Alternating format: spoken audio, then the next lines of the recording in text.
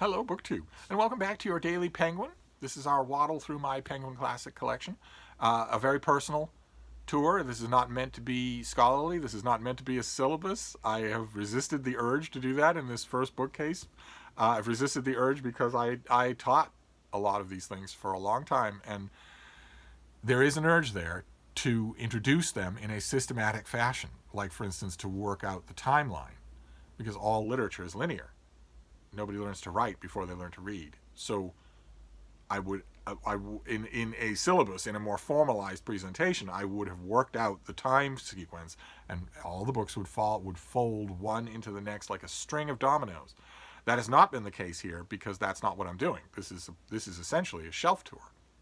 With all the impressionistic elements in place, it's true that a lot of these books I know really well, and a lot of them are very, very old reading acquaintances of mine, and a handful of them, maybe 20 or 30, are the ones I call old friends, books that I know so well that I actually don't need to touch them. I don't need to, but I touch them more than ever. Touch them more than any book, and that informal nature of this whole production is showing lately, because we are moving away. I organized a few of these books in that first bookcase, but I quickly lost interest in organizing the books and just sort of shoved everything back. So there's not a lot of organization as we go further in time, and we've been seeing that because we've been bouncing around a little. We're mostly spending our time in the long Renaissance period, between the very beginnings in Italy in the 1400s all the way to the Northern Renaissance and the doorstep of the next era, and that long Renaissance that I think Penguin Classics are curiously underrepresented in doing, and we're back in that period today. And given that fact, you might be surprised that the book I'm going to show you first is this: The Mysteries of Paris. Unless you're a member of the OGBG, you have probably never heard of this. You certainly have never read anything that acknowledged it or was influenced by it in any way. And yet, back in 2017, was it? Do I have it? Yes, I do. I have a pub sheet. Back in 2015. Back in 2015, Penguin did this: The Mysteries of Paris. An English language translation by Carolyn Betensky and Jonathan Losberg, with a foreword by Peter Brooks. And this was a serial, so there's actually more of it even than in this volume. But this volume is 1,350 pages long. And that's the volume that I'm showing you, but that's not our Penguin for today. No. Our Penguin for today, we're going to jump back to the long Renaissance period, and we're going to look at someone called William Shakespeare. I have two Penguin Classic black spine trade paperback editions of William Shakespeare. The first one is the Sonnets and A Lover's Complaint. This is edited with an introduction by John Kerrigan, and it's got a lot of critical material. A lot. The Sonnets sort of need that, and this provides it in huge detail. It's not Helen Vendler, but it's fantastic as a companion to those sonnets, and gives them just plain. So that in this case, ordinarily I'm a big fan of footnotes at the bottom of every page, but in this case I kind of like it because I think the sonnets can work really well just unadorned.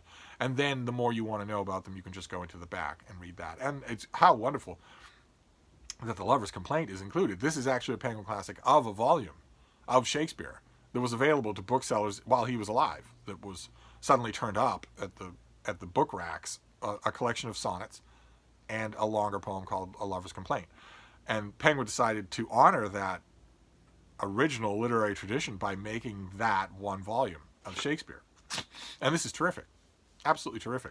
And the other volume that I have is Four Tragedies. And this follows very much the A.C. Bradley route of the four tragedies being Hamlet, King Lear, Macbeth, and Othello. In a volume that is, let's see here. Hamlet is edited by T.J.B. Spencer. Othello is edited by Kenneth Muir. King Lear is edited by G.K. Hunter, and Macbeth is also edited by G.K. Hunter. And they have footnotes, extensive footnotes. to guide you through these 4 seminal plays of Shakespeare. And these are the 4 Shakespeare tragedies that are always grouped together, have been for 100 years. These are the 4 Shakespeare tragedies that they're put into one volume because they're so useful in schools to do that. You get 4 Shakespeare volumes in case if you want to teach 2, you don't have people going out to get a whole bunch of books. I myself don't agree with this grouping. I didn't agree with it. A.C. Bradley did it originally, and I don't agree with it now. I don't agree with Othello's presence in here. It is just such a distractingly bad play. I would rather have, for instance, Julius Caesar, or I could also make a very strong case for Antony and Cleopatra instead of Othello. I've never understood the canonical urge to put Othello in this quartet. I mean, the play is always there, and it always will be, but I've never understood that. So it's a tiny twinge of irritation. There are neat bits in Othello, but the play doesn't make any sense at all. Nothing about it does. If you take a step back, if you do a CinemaSins look at Othello, it doesn't survive for even a fraction of a second. And I know it's heresy, but that is bad playwriting. I know. Some rando Calrissian on YouTube says Othello is bad playwriting. Nevertheless, if you pull back and you say, okay, why is this happening? When is this happening? Where is this happening? How is any of this happening? And you don't have any answers, the play doesn't provide any answers, then it's a poorly written play. No matter how canonical it is, it's a poorly written play. And if you step back and ask those kinds of questions about other tragedies of Shakespeare, you won't be left with just a bag of nothing. You'll have answers. There will be answers, and there are probably scholars out there who can answer those questions with Othello. But I know this play, and I read a lot of that scholarship, and it doesn't hold water. But this is still a great Shakespeare volume to have because these are the 4 tragedies that you're gonna encounter. Whether I agree with the grouping or not, the grouping has shaped the study and the performance.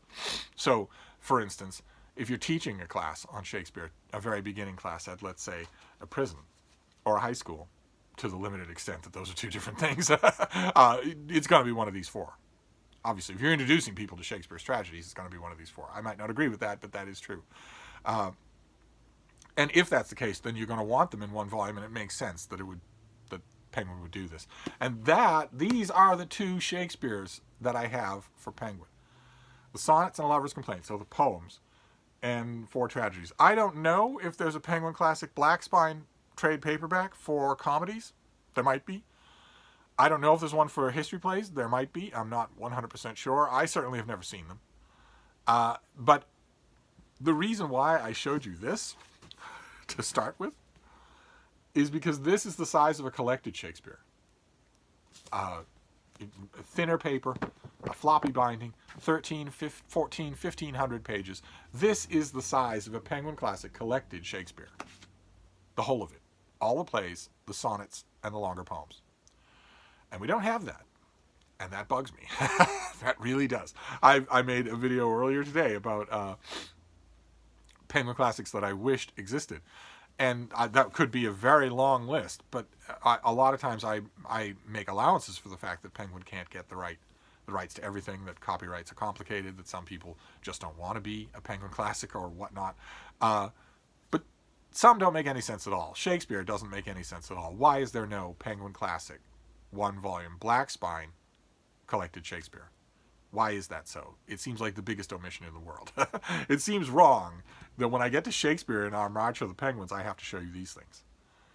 Even though I really enjoy this volume, and I've even liked this one.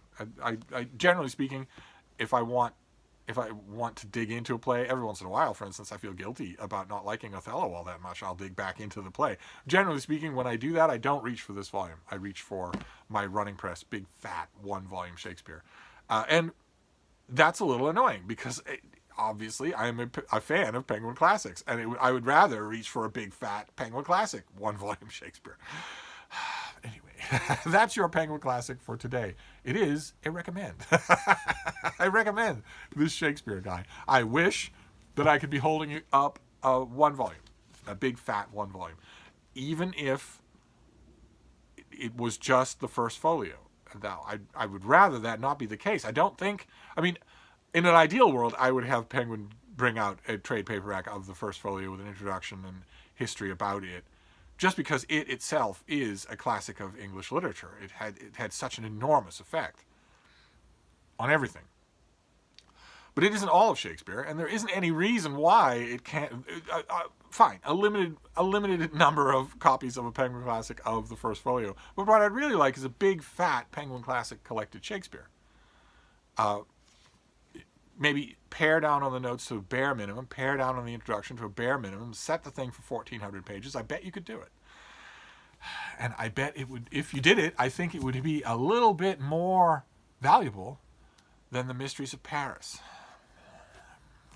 We'll get to this in due time. But anyway, that's your Penguin Classic for today. It is Shakespeare. So you have a rough idea of where we are. We are back in the Tudor era, and we'll see how long we stay there. So I'll wrap this up for now, but I'll be back. Thank you, BookTube.